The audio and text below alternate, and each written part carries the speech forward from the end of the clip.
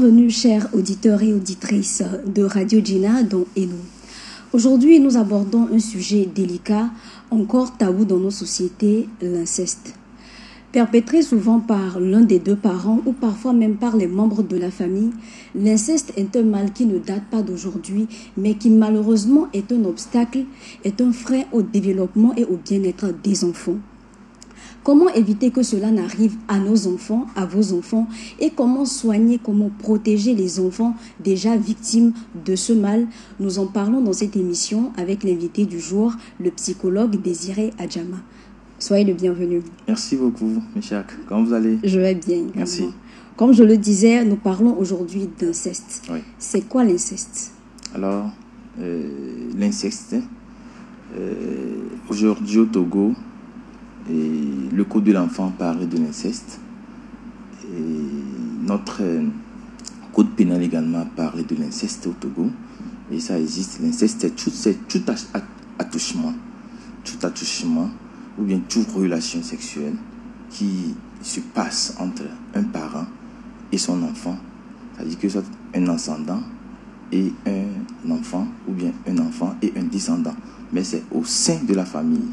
Ça se passe au sein de la famille. C'est ça qu'on appelle inceste. Est-ce que vous pouvez... Tout simplement. Merci. Est-ce que vous pouvez un peu nous éclairer sur la notion d'ascendant et de descendant?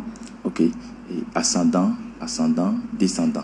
Ça dit que ascendant, peut-être que l'enfant est avec son grand-papa, ascendant, ou bien descendant, l'enfant est avec son papa, et l'enfant couche avec son papa, ou bien ascendant, et le papa couche avec sa grand-maman, ou bien sa maman, ou bien la grand-maman. Ça dit que ça se passe au sein de la famille. Puisque quand il parle de l'inceste, ça parle de les enfants, et il y a également les adultes qui pratiquent l'inceste. D'accord. Est-ce que dans le cas de peut-être deux mineurs, deux enfants, le cas par exemple des cousins, on parle toujours d'inceste ou bien ce n'est pas le cas? Oui, le cas, je dis bien, c'est tout attouchement ou relation sexuelle qui se passe au sein de la famille. Tout attouchement ou relation sexuelle qui ne peut pas amener au mariage, qui se passe au sein de la famille, c'est ça qu'on appelle inceste. D'accord. J'aimerais également j'ai une petite question. Vous êtes revenu sur la notion d'attouchement, d'attouchement. Lorsqu'on se trouve dans le cas de non-attouchement, ou peut-être qu'il y a eu des échanges à caractère sexuel, des propos qui ont été tenus par un adulte, un parent vis-à-vis de son enfant, mais qui a un caractère sexuel, est-ce qu'on peut parler dans ce cas d'inceste? Ou bien l'envoi de messages, de vidéos à caractère sexuel, est-ce qu'on peut parler d'inceste ou des tentatives d'inceste? Tout ce qui aujourd'hui dans le cercle familial, tout ce qu'un parent ou bien un cousin, un frère peut faire à un enfant qui n'a pas encore son idée sur l'acte sexuel ou bien sur le processus d'activité sexuelle et qui emmène l'enfant à penser aux actes sexuels, c'est de l'inceste. Parce que l'intention vaut l'acte. Tant que tu es en train de penser, tant que tu es en train de véhiculer les messages, ou tu es en train de faire certaines choses pour attirer l'attention de l'autre vers toi, pour que l'idée puisse se joindre sur l'acte, c'est de l'inceste. Aujourd'hui, l'État, notre code punit ça sévèrement. D'accord. Alors, quelle est la forme d'inceste la plus pratiquée, la plus fréquente sous nos cieux? Aujourd'hui, je dirais que presque toutes les formes se pratiquent. Presque toutes les formes d'inceste se pratiquent. Et il y a comme tu viens de le dire, il y a des messages, il y a des attouchements, puisque tout va partir de la dépendance affective. Tout part de là. Alors, s'il y a dépendance affective, et le papa ou bien le cousin, il fait comme s'il s'intéresse, il donne de l'affection à l'autre, ou bien comme si l'autre est en train de réclamer de l'affection. Alors, tout part de là. Donc, des attouchements, et ça peut aller jusqu'aux pénétrations, des échanges de messages, et je suis en train de doucher l'enfant, je suis en train de laver les selles, il a fait les selles, je lui lave les selles.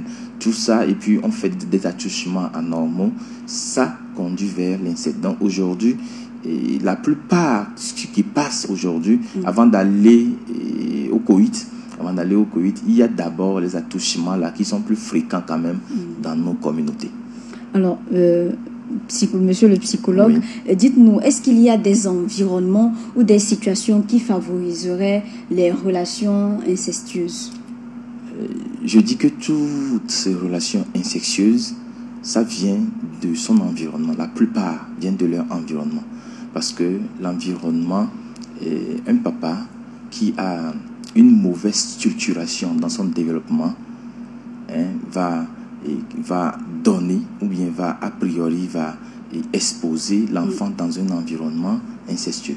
Puisque dans la structuration, dans son développement, il a certains tares au sein de lui-même qu'il va le pousser à avoir des relations incestueuses avec les enfants, ou bien ça va créer ça dans la maison. De quel genre de tare il s'agit dans ce cas?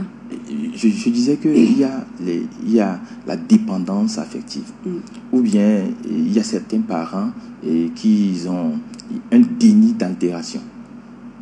Déni d'altération, c'est-à-dire? C'est-à-dire que la personne ne se prend pas, n'a pas confiance en elle-même. La personne confond les relations entre l'autre et lui, sa personne et l'autre. Ça se confond. La personne ne se voit pas à part entière. La personne se voit dans l'autre. Alors il y a une dépendance psychique et il y a une dépendance affective. Alors la dépendance psychique et la dépendance affective, la personne voit comme si c'est l'autre qui doit satisfaire tous ses besoins. Donc ça, c'est dans la maison. Donc ça se passe souvent dans les familles recomposées ou bien dans les familles monoparentales. Donc dans ces familles, il y a cet acte-là qui se passe la plupart des temps. Ou bien si la maison il y a tout le monde dans la maison, il y a les cousins, les grands-pères, tous. Ça dit que on n'arrive plus à mettre la différence entre les relations. Ici, en réalité, c'est une relation affective. Ici, en réalité, c'est une relation sexuelle. C'est-à-dire qu'on peut mener des relations sexuelles avec cette personne. Mais cette personne, c'est seulement une relation affective qu'on peut mener avec. Je peux lui donner de l'affection, l'autre peut lui donner de l'affection, et ça s'arrête là. Donc, dans ces environnements, la plupart des temps, il n'y a pas de limite. Tout est permis et chacun agit comme il veut. Donc, est-ce qu'on dira que la promiscuité peut favoriser les actes, les comportements incestueux? Et pas la promiscuité en tant que telle, mais c'est un tas personnel. C'est-à-dire que c'est au fond de la personne qui fait l'acte, ou bien qui commet l'acte. Parce que ça, tout va venir depuis l'enfance de la personne. La manière dont la personne a vécu ses relations affectives avec ses parents, la manière dont il a grandi avec et c'est ce qu'il va donner demain à son enfant ou bien aux gens avec qui il vit. Donc, on peut dire que les auteurs d'inceste sont des personnes psychologiquement non saines. Voilà. Donc, la plupart des temps, les auteurs d'inceste sont des personnes narcissiques. C'est-à-dire que la personne se voit en possession de tous les pouvoirs, que c'est lui qui doit guider tout le monde, que c'est lui qui doit commander tout le monde, que tout ce qui habite dans la maison, tout ce qui est dans la maison lui appartient. C'est-à-dire que si tu es un homme, tu as une fille, la fille t'appartient, son corps t'appartient, tout son psychique t'appartient, et toute sa vie t'appartient. Et dans le cas des mamans également, pour les garçons, c'est comme ça. Et dans d'autres cas, si c'est les cousins et les cousines, tu verras que l'enfant est chez quelqu'un et la personne, les frères et les cousins, ils se pensent en position de force. Alors ce sont eux qui agissent, ce sont eux qui réclament, qui commandent. Et il y a un silence qui tourne tout autour de l'acte, parce que la personne est victime, il se voit victime, il se voit en position, il ne se voit pas en position de force. S'il va parler, si elle parle, on pourra la faire sortir de la maison, on pourra l'abandonner. Donc il y a déjà ce sentiment de rejet-là, qui fait que les gens se taisent dans l'acte-là. Donc la plupart des temps, c'est des personnes, des gens qui ont des personnalités narcissiques. D'accord. Maintenant, parlons des victimes. Quels signes pourraient montrer, qui pourraient indiquer qu'un enfant a été victime ou est en train de subir des actes d'inceste? Alors, si tu es dans une maison ou bien dans un quartier, dans ta localité, dans une communauté, et que tu vois les filles ou bien les garçons qui subissent cet acte, il faut bien les suivre. Peut-être que l'enfant vit un état de dépression, l'enfant sera toujours déprimé. L'enfant va vouloir rester à l'écart de tout le monde, isolement. La personne va toujours aimer plus, il va se plaire dans l'isolement. Il y a également des troubles alimentaires, des troubles dans le comportement alimentaire. Et il ne pourra pas bien manger. Il va refuser. Et cet enfant peut réagir de façon agressive. Chaque fois, sa réaction est toujours agressive envers les gens. Il aura toujours des crises de confiance parce qu'il ne sait pas réellement ce que l'intention que la personne a vis-à-vis d'elle. Donc, il sera toujours méfiant. Il va toujours avoir la là où tout le monde il va avec la joie au cœur, lui il va toujours vivre dans son environnement clos là. Il ne veut pas, de problème. Maintenant, selon qu'on soit un enfant, que la victime soit un enfant ou un adolescent, est-ce qu'il y a des différences de comportement lorsque la personne est victime d'inceste? Oui, et ça dit que l'inceste, dans la classification, il y a les âges. De 3, par exemple, de 3 à 9 ans, par exemple. Et le comportement de ces enfants est différent du comportement des enfants de 10 à moins de 15 ans. C'est pourquoi même dans la loi, il y a des choses prévues que si l'enfant a plus de 15 ans et que le comportement et que il est victime d'inceste, c'est ça. Maintenant, selon la gravité du problème, on peut doubler ou bien on peut tripler les amendes. Parce que ça dit qu'un enfant de 3 ans qui est victime d'inceste n'est pas égal à un enfant de 13 ans qui est victime d'inceste. Puisque chez un enfant de, par exemple, 3 ans, 4 ans, comment est-ce qu'on peut faire pour remarquer que peut-être il est en train de subir ce genre d'acte? Et ça dit que, comme je viens de le dire, il y a le comportement. La dernière fois, j'ai reçu une maman au cabinet. Et puis la maman me disait que c'est son mari. Qu'est-ce qui s'est passé? La plupart des temps, ils sont dans une seule pièce, mais c'est une famille recomposée. Donc le monsieur a 2 enfants avant de venir dans le couple. La maman également a 2 enfants. Maintenant, quand la maman est arrivée dans le couple, il a eu une fille avec le monsieur. Le monsieur, les 2 enfants du monsieur sont des garçons. Et quand la maman et le papa, ils font l'amour ensemble, le petit garçon est souvent témoin de leur acte. Alors quand maman sort de la maison pour aller vendre, et le petit garçon il reste à la maison avec sa petite soeur, sa demi-soeur ça. Alors la demi-soeur a 1 an et demi. 1 an et demi, 2 ans. Alors tout ce que les préliminaires que papa fait avant de commencer l'acte, lui aussi, il essaye ça sur l'enfant. Or ce dernier, il a quel âge? Il a 7 ans. Il a 7 ans. Alors, il a continué par faire ça jusqu'à ce que l'enfant ne fait que pleurer. Le jour là, l'enfant, donc, il a encore essayé. Et puis, l'enfant a commencé par pleurer. L'enfant pleure. Les pleurs ne finissent pas. Et puis, les voisins sont venus à la maison et puis ils ont vu qu'il y a le sang dans le caleçon, de la petite fille. Alors, ils ont cherché à savoir. Il dit que c'est papa qui fait ça à maman. Et moi aussi, je répète ça à ma petite soeur. Donc, en réalité, il y a eu de l'inceste. Oui. Naïvement dans la maison, cette petite fille est abusée par son demi-frère, son demi-frère dans la maison. Alors, il faut suivre l'enfant, il faut suivre le comportement de l'enfant pour pouvoir découvrir vraiment que cet enfant est en train de vivre l'inceste. Il faut le suivre il faut l'observer. Quand tu observes son comportement, les pleurs, hein, et la manière dont il se met à l'écart, l'isolement. C'est-à-dire qu'il faut suivre son comportement. Quand tu suis la personne, tu sauras que cette personne est en train de vivre quelque chose d'anormal. Et il faut lui apporter de l'aide. En prenant le cas de l'exemple que vous avez donné, on a constaté que lorsque ça arrive, on procède généralement au règlement à l'amiable. Qu'est-ce que vous en pensez? Est-ce que c'est une bonne méthode? C'est la bonne façon de faire? C'est compliqué dans notre société. Dans notre société aujourd'hui, c'est compliqué.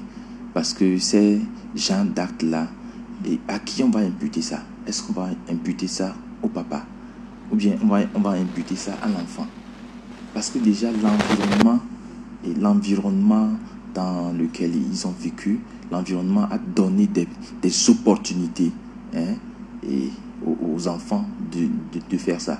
Le petit garçon, lui-même ne sait pas ce qu'il fait. Il a vu seulement, il ne jouit pas. Il a reproduit ce qu'il a vu.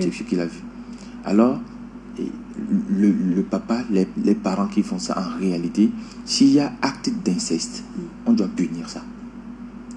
Mais dans le cercle familial, il faudrait qu'on mette des limites. Donc, s'il y a acte incestueux et acte incestueux, on doit punir ça. Du côté de l'homme, bien du côté de la femme, on doit punir. Lorsqu'on est en face d'un adulte et d'un mineur. Même deux mineurs. Puisque la dernière fois, j'avais dit ça un jour, il y a la petite fille, 14 ans, qui est allée en congé chez son oncle à Palimé. Et puis, les deux étaient à la maison. L'enfant, le neveu, non, c'est le cousin a 15 ans et l'autre là a 14 ans. Et quand l'oncle est parti, ils étaient deux à la maison. L'homme, le garçon et la fille. Alors quand la famille est partie, eux ils ont trouvé le terrain libre, ils ont couché ensemble et la fille est tombée grosse. Elle est tombée enceinte. De son cousin. Alors de son cousin. Ça c'est des choses qu'on doit éviter. Alors quand c'est passé, l'enfant, la jeune fille, le papa était tellement énervé. Est-ce qu'il faut faire l'avortement? Est-ce qu'il faut garder la grossesse? Ils ont conclu dernièrement qu'il faut garder la grossesse. Et l'enfant était venu ici à Lomé, elle a accouché. Et peu de temps après, elle est encore tombée grosse. C'est les conséquences. Donc, tombée grosse de son cousin? Non. D'accord. D'une personne. Puisque l'acte là était déjà commis et puis elle a pris goût. Donc en réalité, aujourd'hui, dans notre monde actuel, s'il y a acte incestueux, on doit punir du côté de l'enfant ou bien du côté des adultes, on doit punir. On ne doit pas laisser ça comme ça. Sinon, si on laisse comme ça risque d'être perpétué, hein, ça risque de ne jamais finir dans notre société. Et même il y aura de graves conséquences dans la vie de la jeune fille. Ouais. Alors, en tant que parent, lorsqu'on se rend compte ou on constate que l'inceste, l'acte incestueux qui a été commis, le second parent en est l'auteur. Quand on prend par exemple le cas d'une maman qui découvre que voilà, son papa fait des attouchements déplacés à leur fille, quelle doit être la réaction de ce parent? Et en réalité, aujourd'hui, c'est que le manque d'estime la plupart des temps qui fait que malgré les actes incestueux que posent certaines personnes, et on conclut finalement, ou bien on se dit finalement que où irai-je? En réalité, chacun doit prendre sa vie. Le manque de moyens financiers? Oui, c'est ça qui fait ça. Où irai-je? Quand je vais quitter ce monsieur maintenant, il m'a donné un chèque, il m'a donné, quand même je trouve à manger, mes enfants trouvent à manger, mais où irai-je? À qui irai-je? Qui va m'aider à sortir de ce problème? Ça fait que, malgré que toutes ces choses-là se passent, nos mamans, nos papas, ils refusent toujours de rester dans le foyer. En réalité, quand il y a ça, il faut penser à protéger l'enfant. Il faut penser à protéger la victime. Sur tous les plans, il faut protéger la victime. Parce que c'est toute sa vie qui est en danger. Toute sa vie. Et une vie, c'est une communauté. Une vie gâchée, c'est toute une communauté. C'est des générations qui viendront après, hein, qui viendront de cette personne, hein, qui est abandonnée comme ça, qui est foutue comme ça. Donc il faudrait que les parents aujourd'hui se décident, hein, de prendre des décisions, hein, judicieuses par rapport à ces actes-là pour pouvoir aider, pour pouvoir sauver les enfants de ces aspects incestueux. Parfois, le parent décide de s'éloigner ou carrément de se séparer du parent qui a commis ces actes. Est-ce que cette solution-là répare le mal qui a été fait? Est-ce que c'est la meilleure des solutions? S'éloigner de l'homme ou bien de la femme qui a eu à commettre, on se dit c'est fini, je ne veux plus rester, et puis on s'en va avec l'enfant. Je crois que c'est un début de solution, de guérison. Parce que tant que l'enfant qui est victime, hein, continue pas à voir l'auteur, il va toujours avoir, hein, ce sentiment de culpabilité, hein, ce sentiment de honte là qui va toujours animer, hein, la personne. Alors, il aura toujours comment dire, ce sentiment de culpabilité, sans vouloir. Pas sans vouloir, mais la personne ne saura pas, il ne pourra pas se prévaloir, hein, de sa propre personne. C'est-à-dire que c'est comme si on a enlevé quelque chose en elle.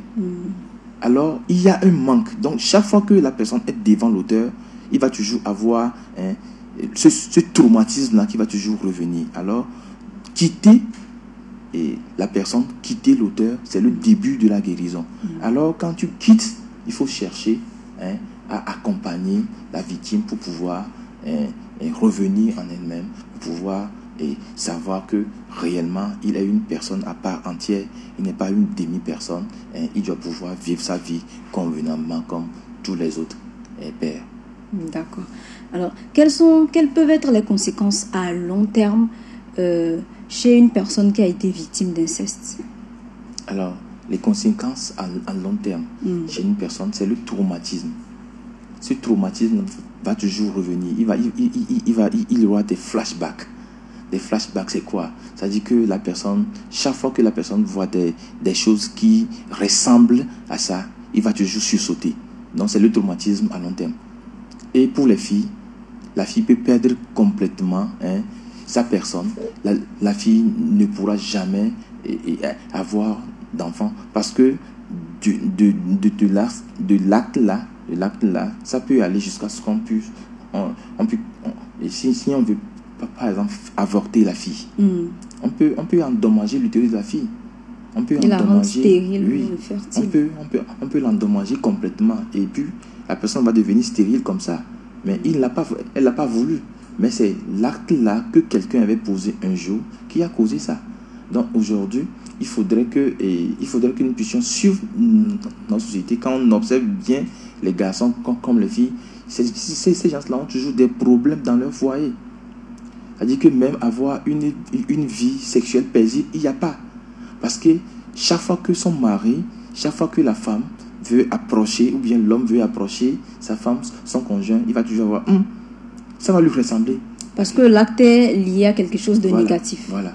Donc, il faudrait que on puisse savoir que ça a des conséquences et à long terme sur les gens, sur les victimes. La plupart des temps, ces personnes qui ont vécu cet acte incestueux, eux aussi, dans leur âge adulte, ils peuvent reproduire le même acte. Pourquoi? Parce que c'est fait, c'est pas puni, c'est normal. Ils n'en ont parlé à personne. Peut-être c'est de là qu'ils ont connu le sexe en profondeur. Alors, ça devient quelque chose de naturel qu'il faut vivre. Donc aujourd'hui, il faudrait que nous puissions pouvoir aider ces enfants, aider ces victimes à sortir complètement de ce problème. Par rapport à ce que vous venez de dire, comment briser le cycle lorsque, durant des générations, on a subi la même chose dans la famille? à son niveau. Peut-être que le temps est en train de passer, je suis parent aujourd'hui, dans le passé j'ai été victime d'inceste et maintenant je semble ressentir quelque chose, je semble être conduit vers cet acte-là. Comment faire pour stopper, cesser ce fléau à mon niveau? Alors je le dis souvent que c'est un processus. La guérison, c'est un processus. La guérison ne vient pas subitement comme ça. On va dire que prends 25 francs par an et puis ça va disparaître comme ça. Non, c'est un processus. Parce qu'il y a beaucoup de choses qui sont détruites dans la personne. Et il faudrait restaurer tout ça progressivement pour que la personne soit complètement restaurée.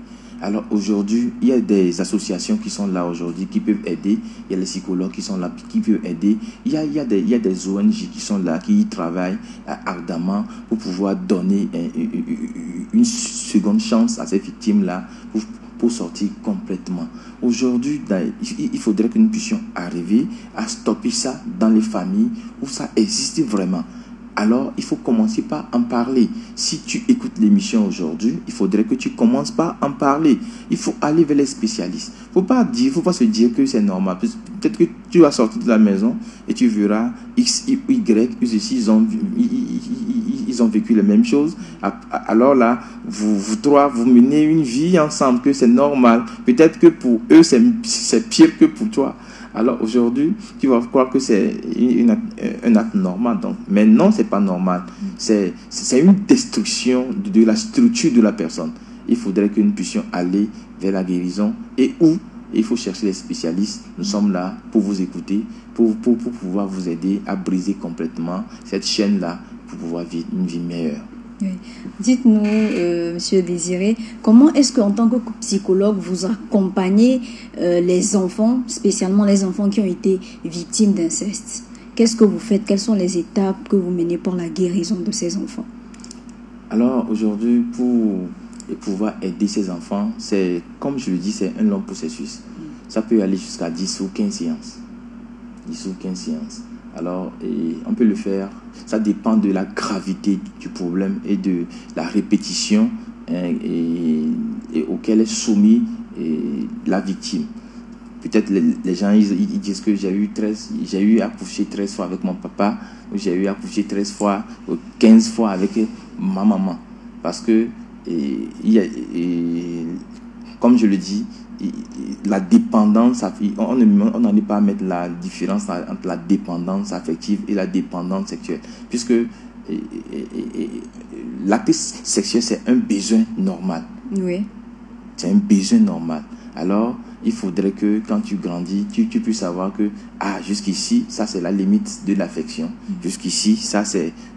On peut aller au sexe. Alors, pour ces enfants, aujourd'hui, en un premier temps, il faudrait que tu puisses faire l'analyse pour voir, le diagnostic pour voir jusqu'où est allée et la destruction. Jusqu'où, comment est-ce que l'enfant se voit? Comment est-ce que la personne se voit aujourd'hui? Est-ce que la personne se voit encore comme une personne normale qui peut revivre? Ou bien la personne se voit comme si sans eux là, c'est fini. Alors si c'est comme ça, si sans eux, c'est fini, ça veut dire qu'il faut commencer le travail par là. Pour savoir que chacun a une vie et chacun doit construire sa vie. C'est bien vrai que nous vivons dans une communauté, nous vivons dans une société et que nous sommes le produit de ce que la société fait de nous. Mais parfois, nous-mêmes, nous contribuons à ce que la société sème en nous puisse grandir. Tout dépend de comment nous appréhendons ce que la société nous donne et comment nous analysons ce que nous avons déjà reçu pour pouvoir consommer ou pas. C'est-à-dire que quand tu sors, c'est pas tous les hommes qui vont te dire « Ah, Mécha, tu es très très jolie, que tu vas sourire. » Non. La plupart des temps, on dit que si un homme t'appelle, viens, il faut aller. Parce que c'est notre société qui nous fait ça. Mais on se dit que les hommes, non. Un homme doit faire la cour à 2, 4, 5 personnes. C'est normal. C'est ça dans notre société. En réalité, aujourd'hui, si tu vois que la personne a grandi dans ça, l'enfant a grandi dans ça, il faut déconstruire. Il faut arriver à déconstruire ça d'abord. C'est les mauvaises croyances. Il faut arriver à enlever ces mauvaises croyances et donner une nouvelle chose, hein, donner l'opportunité à la personne d'avoir une nouvelle vie. Et généralement, les thérapies peuvent durer combien de temps comme ça? Les thérapies, ça dépend, hein, ça peut durer 45 à 1 heure du temps. Quand tu prends trop de temps pour faire les thérapies, la personne va se distraire, la personne va se fatiguer. C'est-à-dire que tu vas juste redire la même chose. Il faut laisser le temps il faut laisser le temps au temps. La thérapie, c'est 45 à 1 heure de temps. Ça dépend.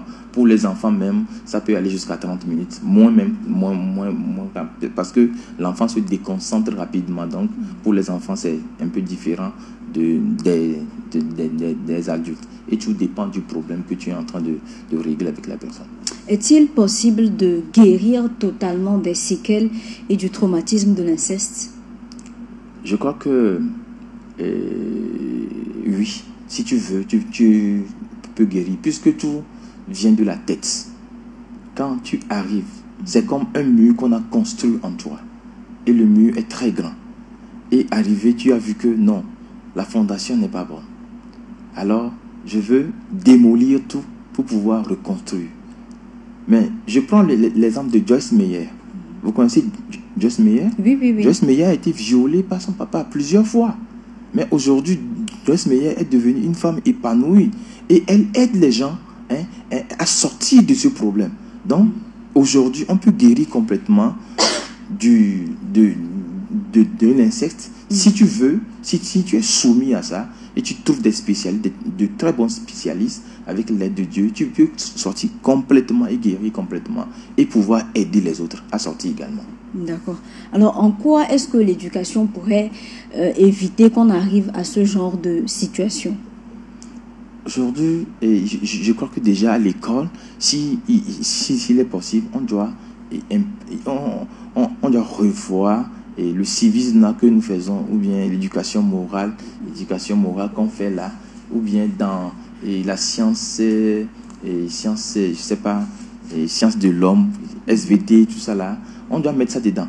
On doit impliquer ces cours dedans pour pouvoir informer les enfants dès le bas âge. Déjà, l'enfant qui est au CP1, il faudrait qu'on dise à l'enfant qu'il y a une limite à tout. Papa, maman, déjà à la maison, il faudrait qu'on ne confond pas la petite enfance et l'enfant qui est en train déjà de vivre le complexe d'Oedipe. L'enfant qui est à 3 ans, il est en train de vivre le complexe d'Oedipe. L'enfant, le parent doit pouvoir aider l'enfant à construire sa vie dans ce complexe-là, à construire sa vie. Mais il y a certains parents, au lieu d'aider les enfants à vivre d'Oedipe, ils aident les enfants plutôt à mal vivre le complexe d'Oedipe. S'il vous plaît, est-ce que vous pouvez mieux nous expliquer cette partie? Comment ça mal vivre et bien vivre le complexe d'Oedipe? Ça dit que bien vivre le complexe d'Oedipe, ça dit que tu amènes la petite fille qui s'intéresse à son papa. En ce moment, la petite fille est en train de construire sa vie, sa personne en tant que femme. Alors, la petite fille, elle va faire tout ce que la maman fait, la coiffure, les rouges à lèvres, tout ça là, la petite fille va faire ça pour que son papa s'intéresse à elle. Parce que l'enfant ne comprend pas pourquoi elle est femme, parce qu'elle est femme, elle est fille, elle ressemble à sa maman, elle a des cheveux, et son papa ne s'intéresse pas tellement à elle comme il s'intéresse à sa maman. Même chose dans le cas des garçons. Alors le papa, qui ne peut pas aider l'enfant à poser ses limites en ce moment, et le papa qui profite de ça, il dit, papa viens me doucher. Et papa va doucher l'enfant, sa petite fille, et papa est en train de faire les doigtés, l'attouchement. Mais en réalité, papa doit emmener l'enfant à savoir que, en réalité, notre vie affective, ça s'arrête ici. Pour continuer, c'est avec maman. Et maman aussi doit aider le petit garçon à savoir que c'est bien vrai, tu ressembles à ton papa, tu es un homme quand même, tout ça là. Mais notre vie affective, ça s'arrête ici. Et le reste, c'est avec papa. Ça, c'est poser les bases et les limites. Maintenant, ceux qui ne aident pas, ceux qui n'aident pas les enfants à bien vivre le complexe d'Oedipe, c'est de profiter de l'innocence de ces enfants-là de profiter de l'innocence de ces enfants et de poser des actes avec eux. Ce qui est mauvais. Ce qui est mauvais. Alors, au niveau de la grande famille, quand on parle d'inceste, ce n'est pas souvent un des deux parents qui le commet. Parfois, ça s'étend sur les autres proches de la famille. Quelles sont les bases ou les règles que les parents doivent mettre en place pour que ces personnes-là ne profitent pas ou n'abusent pas des enfants? Alors, chaque famille doit arriver à informer, à éduquer ses enfants petits ou grands, hein, à avoir un cercle, c'est-à-dire que à se mettre dans un cercle. Quand tu dépasses ce cercle, il faut savoir que ça va trop loin. Le cercle familial, c'est papa, maman et les enfants. C'est le premier cercle. Maintenant, le second cercle, ça va aller aux grands frères et oncles, tantes. Et au-delà de ça, cousins, cousines, tout ça là. Donc, il faut savoir que je peux avoir confiance jusqu'à tel point. Mais dépasser ça, je dois dire non, je dois crier. Je dois protéger mon propre corps. Ça, c'est l'un. L'autre chose, c'est que les parents doivent arriver à mettre la différence entre le message que véhiculent les réseaux sociaux et le vrai message. C'est-à-dire? C'est-à-dire que les enfants sont toujours connectés. L'enfant est ici au Togo, il est connecté aux USA. Tu ne sais pas ce que l'enfant voit sur le téléphone. Peut-être l'enfant est en train de voir des actes incestueux au téléphone. Toi, tu ne sais pas. Alors, quand l'enfant ne fait pas à la maison, et il sort du cercle familial, il va penser que ce que l'oncle lui dit, c'est ce que j'ai déjà vu. C'est les hommes qui font ça là-bas. Je vais essayer.